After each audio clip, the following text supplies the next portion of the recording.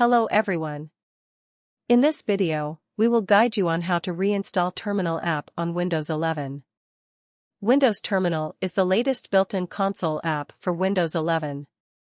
It is a fully open-source console that supports multiple profiles and tabs that simultaneously hosts PowerShell, command prompt, WSL distros, and more.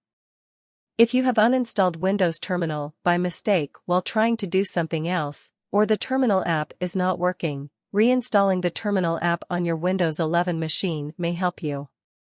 You can always install the Terminal app from the Microsoft Store. However, in this video, we will use the PowerShell command to achieve the task.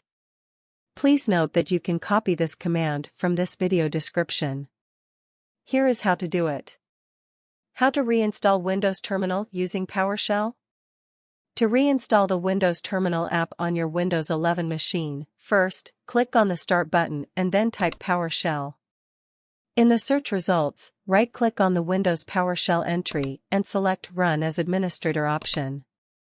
Then, copy and paste the following command and press Enter on the keyboard to execute it. Get-appxpackage Microsoft.WindowsTerminal allusers, Foreach, Add-AppxPackage, DisableDevelopmentMode registered $$_.InstallLocation, \AppXManifest.xml. That's it. In a few seconds, the Terminal app will be installed on your Windows 11 PC, and it should start working. That's it. Let me know via comment how this video is. Do you like more videos like this? Subscribe to our channel, GearUpWindows. Goodbye. See you in the next video.